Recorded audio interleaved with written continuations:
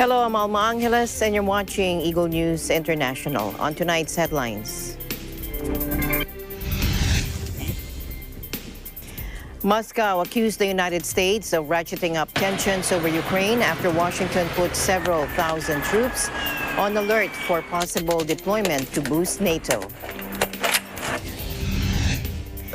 Return to the fold of the law in exchange for a new and normal life. President Duterte issued anew the offer to members of the New People's Army.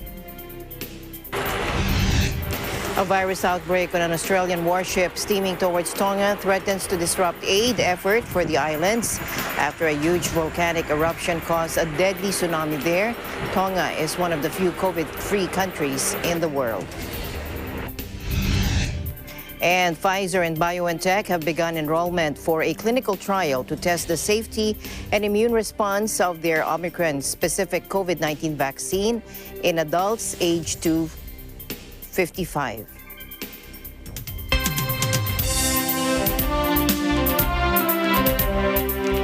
We are ready for either choice that Vladimir Putin makes, that according to State Department spokesperson Ned Price, telling reporters as he defends the U.S. decision to put 8,500 troops on alert over growing tension in Ukraine, despite differences in approaches with European allies.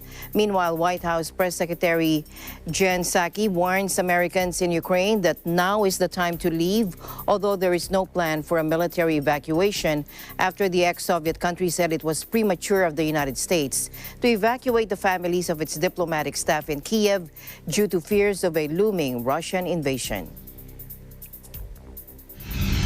We are prepared to continue down this path.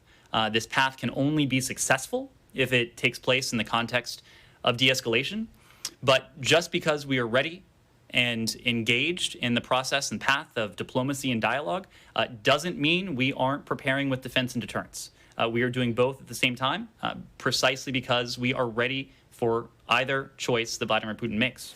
Well, we are conveying very clearly now that now is the time to leave and that there are means to do that. Of course, there's commercial airlines. You can depart over land. There's obviously the embassy there to provide assistance. And this is very similar to what we did in Ethiopia, Kazakhstan, and many other countries over the course of the last several decades. But there is not an intention or a plan for any military evacuation. What we're telling these units to do is to be ready to go on a shorter timeline than what they were before. We are not deploying them now. We are not saying diplomacy is dead. But it would be irresponsible if, given the indications that we have, that there is no intent by the Russians right now to de-escalate, and given that it takes a matter of time to get units more ready to go on a shorter time frame. It'd be irresponsible if we didn't think about making sure that they had plenty of time to prepare. And that's all we're doing at this point. Meanwhile, the Kremlin on Tuesday accused the United States of escalating tensions over Ukraine by putting 8,500 troops on alert. Kremlin spokesman Dmitry Peskov told reporters that the United States is escalating tensions. He said, "We are watching these U.S. actions with great concern." The Pentagon said Monday that a force of up to 8,500 U.S. troops was on heightened alert for potential deployment to reinforce any activation of the NATO response force in response to the Ukraine crisis. Now, Russia denies it has any plans to invade Ukraine, where Russia already seized the peninsula of Crimea in 2014 and backed separatist forces in 2 breakaway regions. Moscow has instead accused the West of increasing tensions with deployments and support for Ukraine, a former Soviet republic. It has put forward a list of security demands, including for a guarantee that Ukraine never be allowed to join NATO and that alliance forces pull back in Eastern European countries that joined after the Cold War. The United States and NATO have rejected the demands and told Russia to withdraw from Ukraine's borders, warning that an attack will trigger damaging economic sanctions as well as a beefed-up NATO presence in Eastern Europe.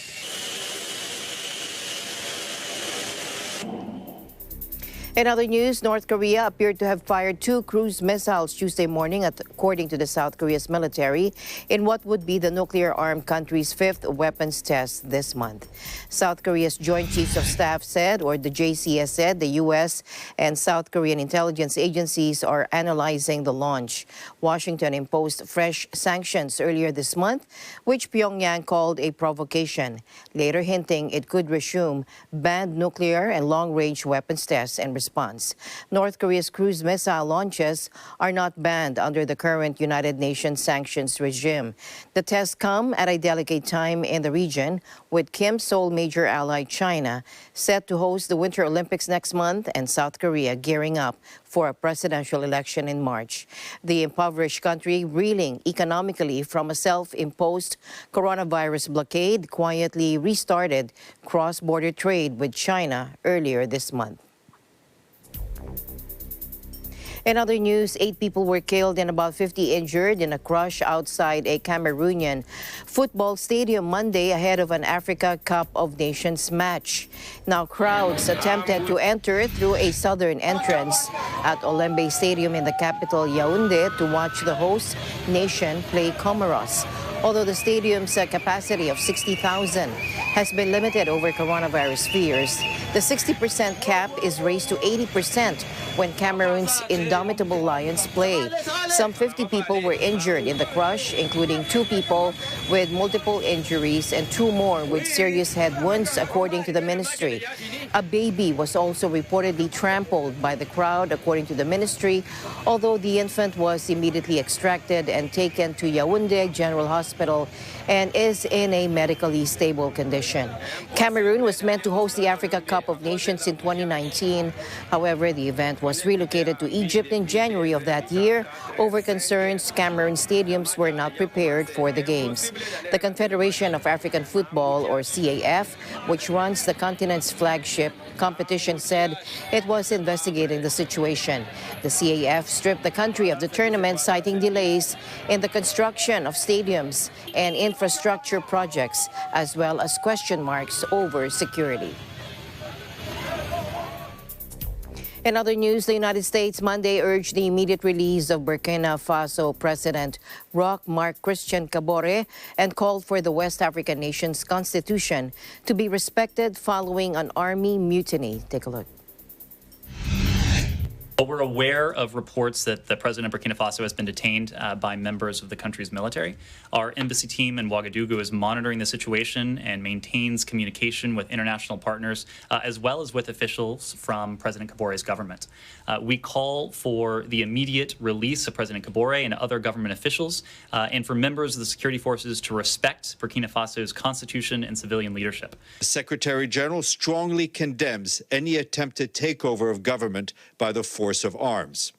He calls on the coup leaders to lay down their arms and to ensure the protection of the physical integrity of the president and of the institutions of Burkina Faso. President Roch Marc Christian Kabore was reportedly held by soldiers on Monday, along with members of his cabinet, after troops rose up at several army bases across the West African state. Burkina Faso's national TV broadcasted the resignation letter of President Roch Christian Kabore, who has been overthrown by the military in a coup. On Monday, the army announced on state television that it had seized power and closed the country's borders. Now, the president in power since 2015 and re-elected in 2020 has faced rising public anger about the failure to stop the bloodshed in the poor landlocked country. France, the former colonial power in Burkina Faso, urged its citizens in the country to avoid any travel and said 2 Air France flights scheduled for late Monday had been canceled. Meanwhile, the United Nations denounced the military takeover in Burkina Faso and called for the immediate release of President Roch Marc Christian Kabore and other top officials. And here's Ravina Ramdamsani, spokeswoman of the UN High Commissioner for Human Rights. Take a look. We call on the military to immediately release the president and other high-level officials who have been detained. We urge a swift return to constitutional order. Michelle Bachelet, the UN High Commissioner for Human Rights, visited the country in November of 2021 when she stressed the importance of preserving the democratic and human rights gains made there. Soldiers in Burkina Faso on Monday announced on state television that they had seized power following a mutiny over the civilian president's failure to contain an Islamist insurgency. A junior officer announced the suspension of the constitution, the dissolution of the government and parliament, and the closure of the country's borders. Shamdam Sani said that during Bachelet's visit in November, she observed mounting frustration and impatience with the deteriorating security situation. Return to the fold of the law in exchange for a new and normal life. President Duterte issued anew the offer to members of the New People's Army during his pre-recorded talk to the people aired Monday night. He said the military will welcome and assist them. Take a look. This is my order to the military. If they want to surrender, give them the chance to surrender properly, and if they surrender the firearms, the next trip downstairs from the mountains, you accompany them to General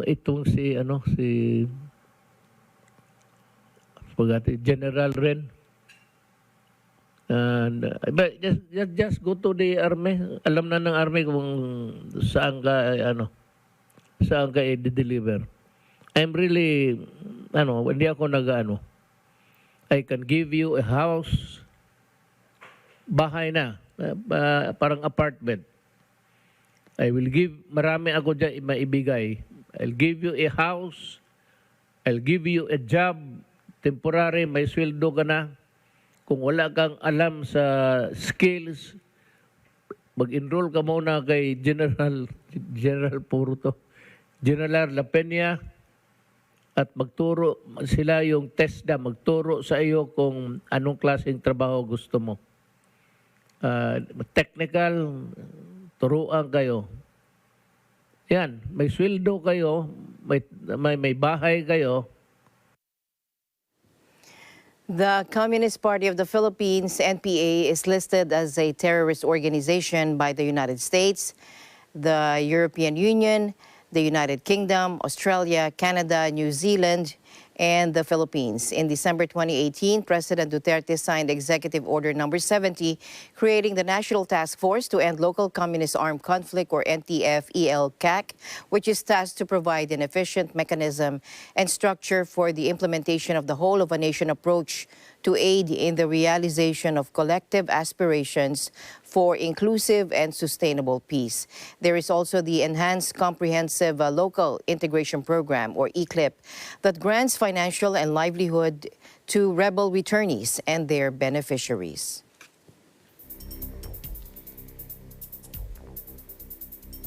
And the news continues here on Eagle News. We'll be right back.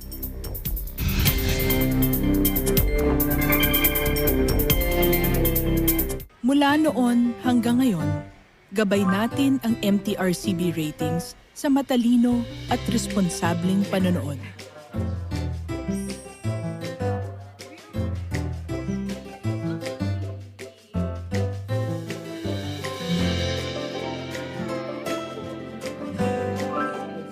Sa tamang pagsunod sa MTRCB ratings, ginagawa nating ligtas at makabuluhan ang panonood ng bawat miyembro ng pamilyang Pilipino.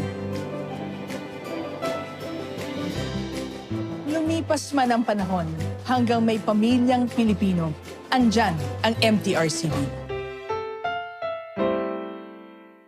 Sa ating pong lipunan, hindi na mawawala ang mga samot-saring problema. Kaya tuloy lamang pong pag-aksyon, paghahanap ng solusyon. Lalo na ngayon, may maaasahan ka ng re-responde. Sabado, alas 6 hanggang alas 7 ng gabi. Ito ang Responde, mata ng mamamayan.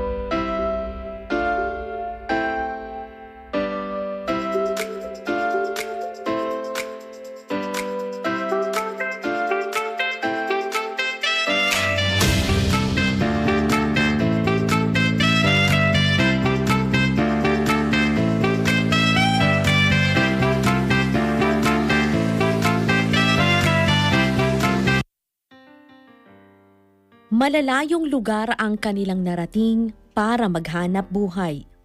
Tulungan ang pamilyang iniwan sa sariling bayan. Yan ang ating mga overseas Filipino worker. Pero dahil sa di pangkaraniwang pangyayaring hatid ay krisis, may ilan sa kanilang nagpasyang umuwi. Pinagyaman ang sariling lupain, nagtayo ng negosyo na kasama sa puhunan ang sipag at tiyaga. Ang mga OFW, maraming sakripisyo, ninanais maging kapaki-pakinabang maging sa kanilang pagbabalik bansa. Sapagkat ang ating mga bagong bayani, Pilipino pa rin sa puso at damdamin. Saan ka na naman galing kagabi? Lagi na lang inuumaga. Kaya mo ba? Medyo hindi maganda ang balitang sasabihin ko. Wala tayong bonus. Bakit masaya ka yata? Walang upo talaga ako, boss. Wala kang respeto, Mr. Benny. Oh, bakit ganyan ang forma niyo? Sabi mo pupunta tayo sa pool. Ayoko na may mag-asawa dito sa mansyon ng ating amo. Hindi ho ba kayo yung amo? Ako ang chief kasambahay sa mansyon. Araw-araw may bagong kaalaman. Dahil sa Tony Knows, everybody knows! Your Kuya Tony Petgaba na hindi naubusan ng tips. Siyempre, from DIY to life hacks, sagot ko na yan. Saan ka pa? Let's all play together. Let's have fun together. Tara na, sumali at makigulo sa aming Kada Challenge. Sa kada umaga, kompleto na ang inyong umaga.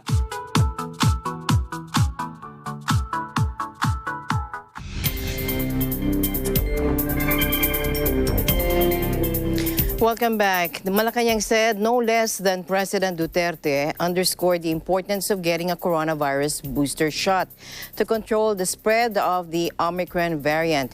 This statement came after an old video of the chief executive saying that 2 doses of COVID-19 vaccines were enough and had resurfaced on social media. Let's listen in. Kumalat kamakailan ang isang lumang video clip kung saan sinabi ni Pangulong Rodrigo Roa Duterte na sapat na ang 2 doses ng bakuna ng COVID-19. Ipinakalat ito ng ilang mga grupong taliwas ang paniniwala sa COVID-19 vaccination drive ng pamahalaan. Ilagay po natin ito sa tamang konteksto.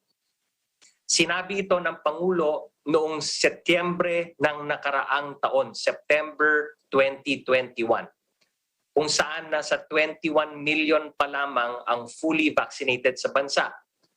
Ang prioridad natin sa panahon na iyon ay mapataas ang bilang ng naturukan ng 2 doses at ito nga ang ating objective noon. Hindi pa naaprubahan ang pag-administer ng booster doses noon. Ngunit malayo na ang pagkakaiba ng sitwasyon natin ngayon sa konteksto ng bakunahan sa ating bansa noong Setyembre. Una, marami na tayong bakuna. Pangalawa, inaprubahan na ng pamahalaan ang paggamit ng booster doses sa mga fully vaccinated bilang pagsunod sa rekomendasyon ng ating mga health experts. So we reiterate our call for the public to be wary of information regarding COVID-19 that does not come from credible sources. Matagal na po nating sinasabi, information is power. And accurate information regarding COVID-19 gives us the power to take the necessary measures to protect ourselves against this virus.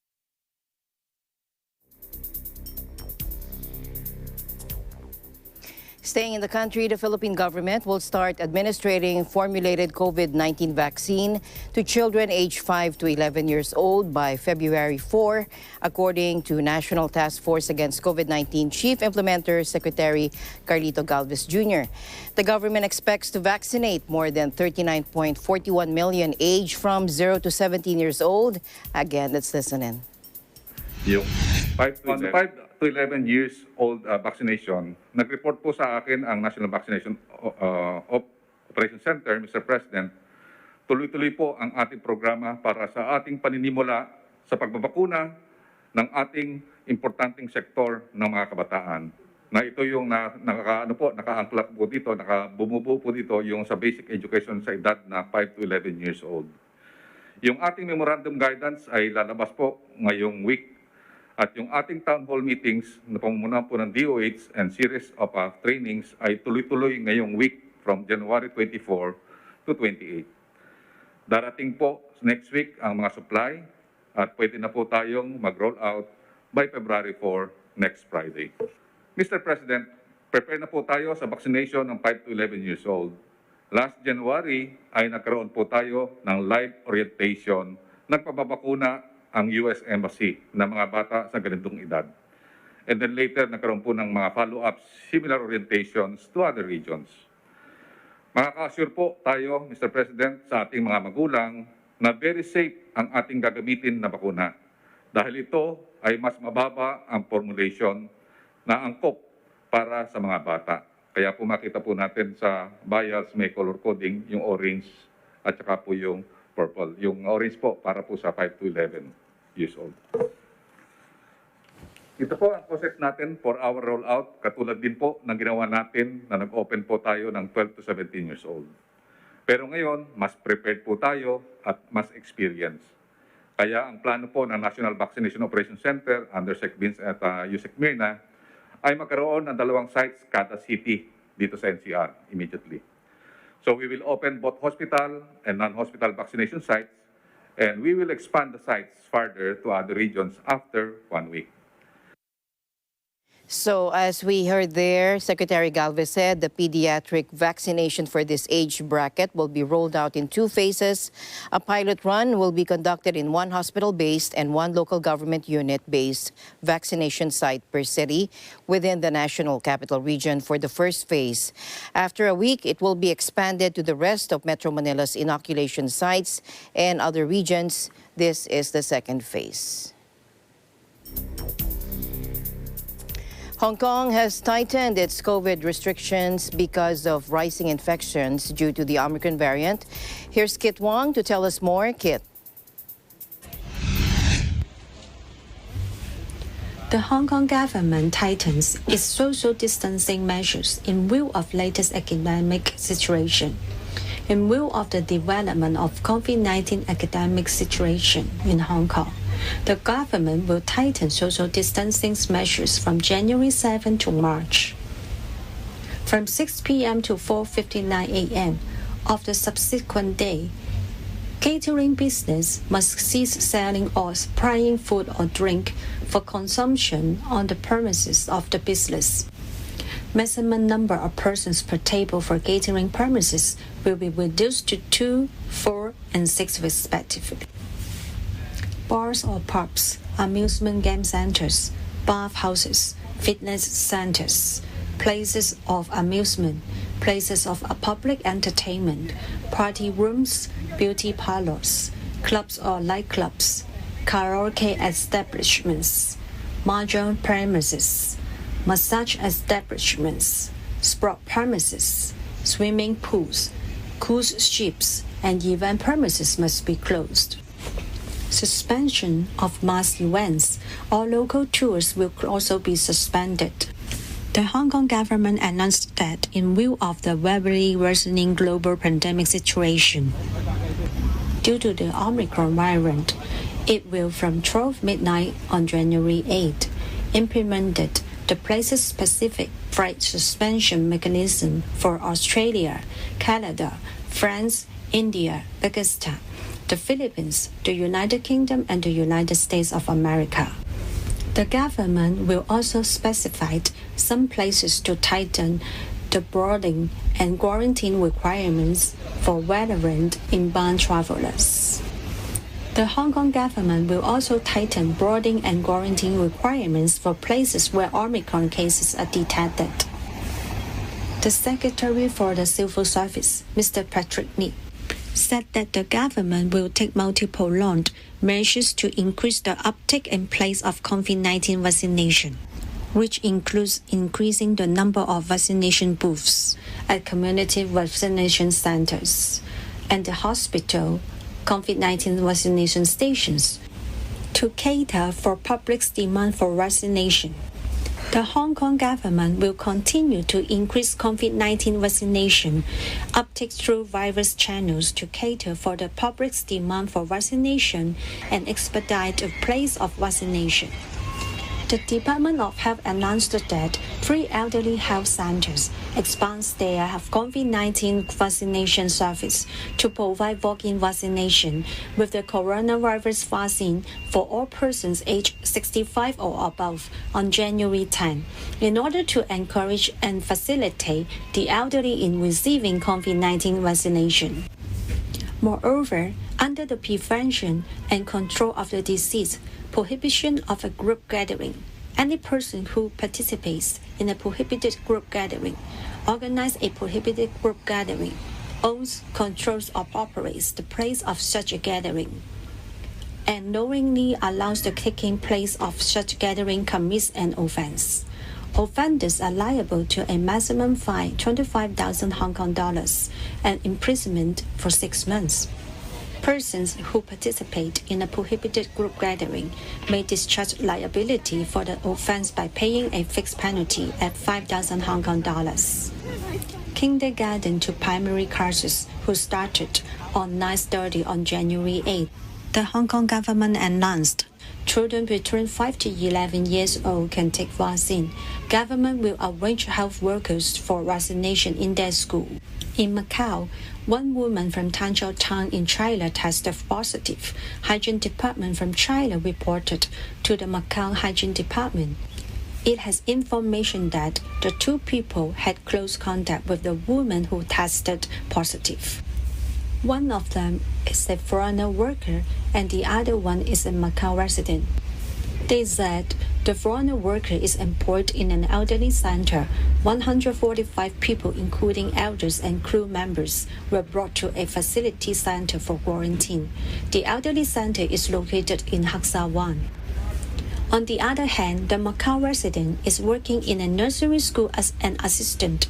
87 people, including kids and staffs, were also brought to the facility center for quarantine. Both places were locked up by the Macau government for cleaning and sanitation. The nursery center is located in Taipa. Some people felt sick and fever were sent to hospital. From Hong Kong and Macau, reporting for Eagle News, this is Kit Wong, and we live in interesting time. Thank you, Kit. Meanwhile, the city government of Manila has canceled all public celebrations of the Chinese New Year, which falls on February 1. Mayor Francisco Itzco Moreno Domagoso signed Executive Order number 11, canceling all activities and festivities which mostly happen in the Binondo district from January 31st to the February 1st. Let's listen in. I just signed Executive Order number 11. So, Executive Order number 11, an order canceling all activities in relation to the celebration of the Chinese New Year or Lunar New Year in the entire Binondo, Chinatown area. At nakikisuyo tayo sa ating mga kababayang Pilipino-Chinese na wala po tayong mga dragon dance, wala po tayong mga paputok or firecrackers. Pinagbabawal din po ang inuman at pagbebenta ng alak simula January 31 to February 1.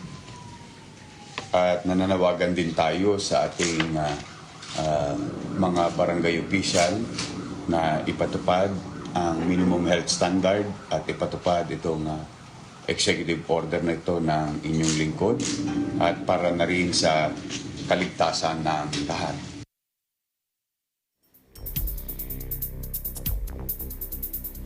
And the news continues here on Eagle News. We'll be right back.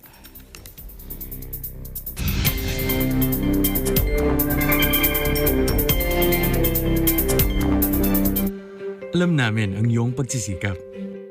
Dama namin ang iyong mga sakripisyo. Nakikita namin ang pagharap mo sa bawat pagsubok. Kaya sa kabila ng mga hamon ng buhay, nandito kami para umalalay. Kasi katulad mo, gusto rin namin ang magandang bukas para sa kanya. Hatid namin ang dekalidad na edukasyon at makabagong pasilidad sa abot kayang halaga. Kaya huwag ka na mangamba. Sasamahan ka namin tuparin ang mga pangarap niya.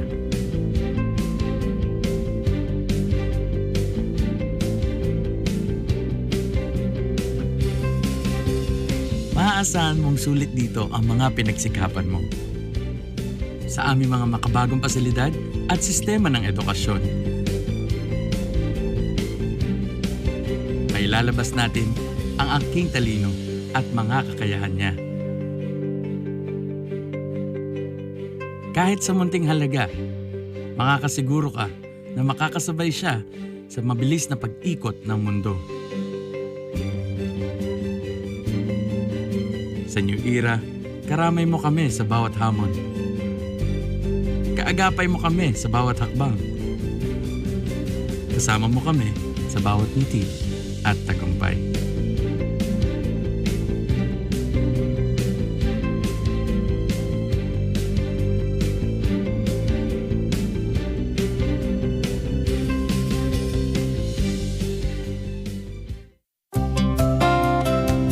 Abangan ang mga istorya ng pagbangon sa Season 2 ng Lingap Stories tuwing Linggo, alas 5 ng hapon sa Net 25. Totoo ang kasabihang may pera sa basura, lalo na kung magagawa ang iba't ibang bagay mula sa mga recyclable material na inaakala ng iba na itatapon na.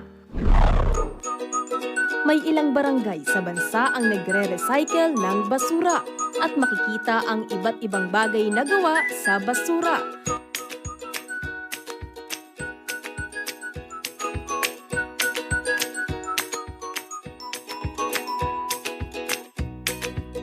Mga dekorasyon sa bahay,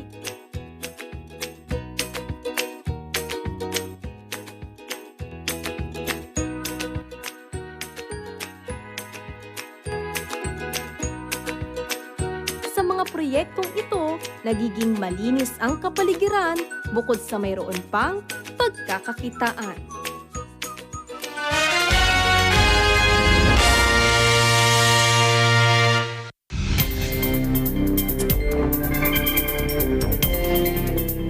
Welcome back. At least 8 flights going to and from Osamis, Misamis Occidental Province and Istanbul in Turkey have been canceled due to bad weather. Based on the Manila International Airport Authority's record, the following flights were canceled. Take a look. The Cebu Pacific 5J781-782 Manila Osamis Manila. The PAL Express 2P2889-2890 Manila Osamis Manila. Turkish Airlines TK264-264 Istanbul, Manila, Cebu, and TK084-085 Istanbul, Manila, Istanbul. Heavy snowfall in Turkey forced the Istanbul airport to shut grounding flights from Asia, the Middle East, and Europe on Monday. One of its cargo terminals also collapsed under the heavy snow, according to reports. Meantime, at 12:25 p.m., Pagasa issued a yellow level warning or community awareness over Misamis Occidental due to rains caused by a low-pressure area. The Weather Bureau said flooding is likely in low-lying and mountainous areas, and the LPA is forecast to bring scattered rain showers over most of the Visayas, Mindanao, and Bicol region. And as earlier mentioned, Europe's busiest airport in Istanbul delayed its reopening on Tuesday as Turkey's biggest city began digging itself out of a major snowstorm that paralyzed traffic and disrupted services. Take a look. A blizzard on Monday shot Istanbul airport down for the first time since it took over from the Ataturk airport as the new hub for Turkish Airlines in 2019. It had warned that operations would be suspended throughout the night after grounding to a halt in the early afternoon. Its press service said Tuesday that flights would not resume, at least until until at least 1 p.m. It added that passengers stuck aboard flights after the shutdown was announced had been fully evacuated by nightfall. The city of 16 million people stood effectively still on Tuesday because of orders for drivers to stay off the streets. Istanbul's iconic Simit bagel shops stood empty for the second day running, while food delivery service apps didn't work. Istanbul Airport serviced more than 37 million passengers last year, despite disruptions caused by the pandemic. But critics of President Recep Tayyip Erdogan had long questioned his decision to place the airport on a remote patch along the Black Sea coast that is often covered with fog in winter. Meanwhile, a virus outbreak on an Australian warship steaming towards Tonga threatens to disrupt aid effort for the islands after a huge volcanic eruption caused a deadly tsunami there. Tonga is one of the few COVID-free countries in the world. Take a look. Australia has led international relief efforts, rushing to get water and humanitarian supplies to the nation of 100,000. But officials in Canberra said 23 COVID-19 cases had been detected among the crew of the warship HMAS Adelaide, which is steaming towards the capital Nuku Alofa laden with aid. Tonga is one of the few places in the world that remains COVID-free. And Australian Defence Minister Peter Dutton said the relief effort would not be allowed to jeopardize that status. Dutton said the ship would remain at sea while discussions were held with Tongan authorities to decide whether the crew would attempt contactless delivery of the much-needed supplies. The January 15 eruption generated huge tsunami waves and blanketed the Pacific Kingdom in toxic ash when it obliterated an uninhabited island with explosive forces more powerful than a nuclear bomb. Meanwhile, the UK's Transport Secretary, Grant Shapps, announced that the government is dropping compulsory coronavirus tests for those arriving in England from February 11. We have that report coming in from Patricia Rodriguez from our EBC UK Bureau. Patricia. The UK government is set to drop compulsory coronavirus tests for those arriving in England, Prime Minister Boris Johnson said Monday as he continues to lift curbs amid declining infections. The government currently requires British and other citizens arriving into England from most countries to take a lateral flow test for COVID-19 within 2 days. Johnson, who last week announced the easing of almost all domestic restrictions after several weeks of falling case rates, noted the change would only apply to fully vaccinated individuals. Johnson did not specify a date for the change and noted that this will apply only to arrivals who have been doubly vaccinated. The UK government only sets health policy for England, while devolved governments in Scotland, Wales, and Northern Ireland administer their own rules. Johnson earlier this month scrapped the need for arrivals in England to have pre-departure tests and quarantine until they have tested negative. That had been mandated last month after Britain saw a fresh surge in cases due to the arrival of the Omicron variant in late November. Announcing that easing of the rules, Johnson said the strain had now become so prevalent that enhanced testing measures for arrivals were having a limited impact on infections while imposing significant costs on the travel industry. Let's listen in to UK Secretary Grant Shapps on the latest update. Obvious to me now that border testing for vaccinated travellers has outlived its usefulness, and we're therefore scrapping all travel tests for vaccinated people. Not only making travel much easier, but also, of course, saving about £100 per family on visits abroad, providing certainty to passengers, to carriers and vital tourism sector for the spring and the summer seasons. The UK, among the worst hit countries in Europe by the pandemic, with a virus death toll of nearly 154,000, has seen new cases fall dramatically from record daily levels late last month. But some have criticized the relaxation of so many curbs so quickly, warning it could prompt a resurgence in cases and questioning whether Johnson has been making the changes for political reasons. Reporting from London, United Kingdom, I'm Patricia Rodriguez. We live in interesting times. Meanwhile, Pfizer and BioNTech have begun enrollment for a clinical trial to test the safety and immune response of their Omicron-specific COVID-19 vaccine in adults aged up to 55, according to the company or the companies in a statement. Pfizer CEO Albert Bourla has previously said that the pharmaceutical giant could be ready to file for regulatory approval of the shot by March. The company's head of vaccine research, Catherine Jansen, said in a statement that while current data showed that boosters against the original COVID strain continued to protect against severe outcomes with Omicron, the company was acting out of caution. Ugur Sahin, CEO of the German biotech company BioNTech, added that the protection of the original vaccine against mild and moderate COVID appeared to wane more rapidly against Omicron. The trial will involve 1,420 people aged 18 to 55. A spokesperson for Pfizer said that it did not include people older than 55 because the goal of the study was to examine the immune response of participants dosed rather than estimate vaccine efficacy. The trial is taking place around the U.S. and South Africa, and the first participant was dosed in North Carolina. And we'll be back with the sports news right after this break.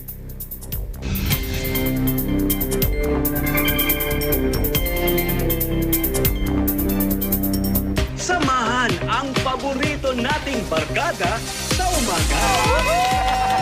Magbibigay ng saya, tawanan, at iba't ibang pakulo sa inyong umaga. Busog pa kayo sa kaalaman, Tony Knows, at updated sa umaarangkadang mga balita. Matutong kumita, magluto, mayroon ding sayawan at kantahan. What? I am a good girl. Ang programa na nagbibigay inspirasyon sa bawat kada all over the world. Here in Net25, we are your fans. Lunes hanggang Biyernes, alas 6 hanggang alas 8 ng umaga. Dito lang sa Net25. At home kayo rito. Sila ang mga kinikilalang bayaning may mahalagang papel para makamit ang kalayaan at pagbabago sa Pilipinas. Pero sa panahong ito, may mga bagong bayaning nakikipaglaban sa sakit na lumaganap sa buong daigdig, ang COVID-19. Ang ating mga frontliner, gaya ng healthcare workers, mga doktor, nurses, medical technologists, at iba pang health professionals, mga pulis, sundalo, security guards, mga tauhan na nangangalaga sa seguridad at mahahalagang pangangailangan ng bawat komunidad. Ang mga bagong bayani, ating pasalamatan, kilalanin ang kanilang sakripisyo at serbisyo para sa lahat.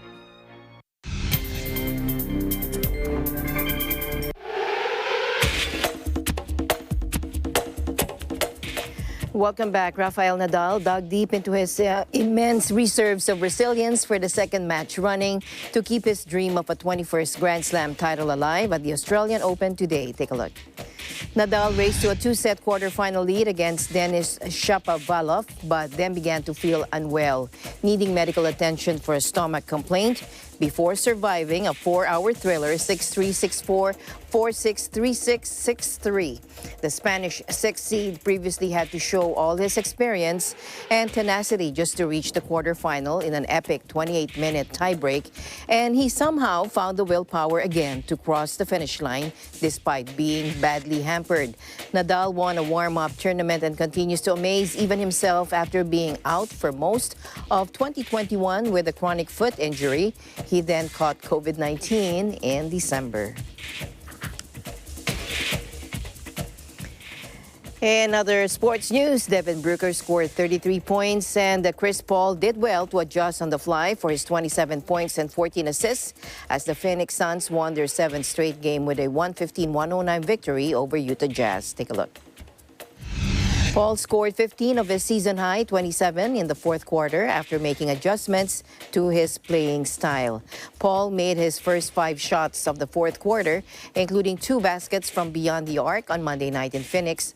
The Suns seized control with a 14-2 final quarter run after the short-handed Jazz grabbed a 95-91 lead early in the quarter. Utah was missing All-Stars Donovan Mitchell, Rudy Gobert, and Mike Conley Jr. The Jazz lost for the 8th time in 11 games. Jordan Clarkson led the Jazz with 22 points, including 3 straight threes in the final quarter.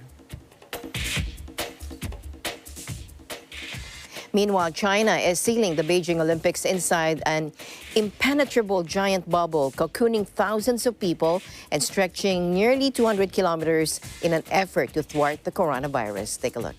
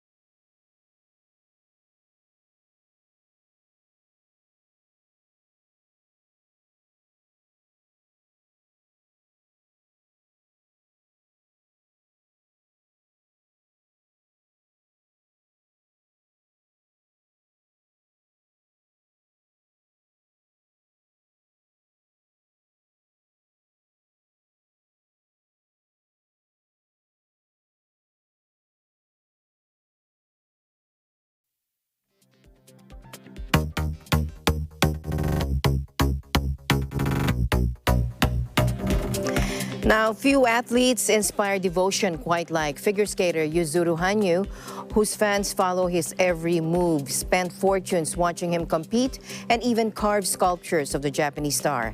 One is art teacher Yumi Matsuo, who crafts Hanyu likeness and says the skater is a very strong person, which makes him attractive. Take a look.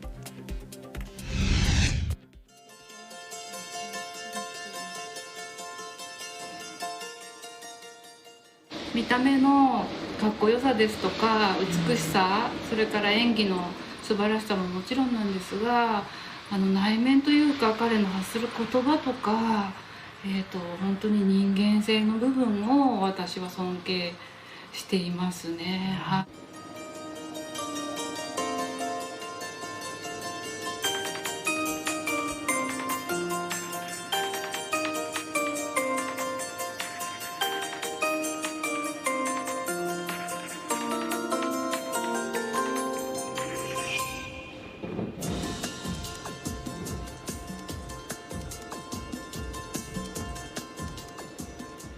もちろんとても強い方でということも魅力なんですが、彼はなんかなんていうんですかね、弱い自分を認めて強くなりたいっていうふうに努力しているっていうところにとても惹かれたのがきっかけなんですね。こっちの方が不正らしいですね。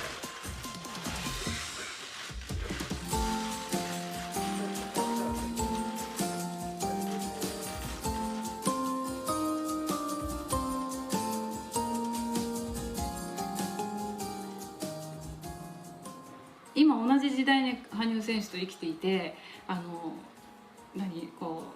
同じ時代に応援できるってすごいことだなと思うんですね。多分後世になったらこんなすごい人がいたよってことになると思うんで、私の孫の代とかにもこう伝えたくて形を残してるみたいな。不安定だなこの子。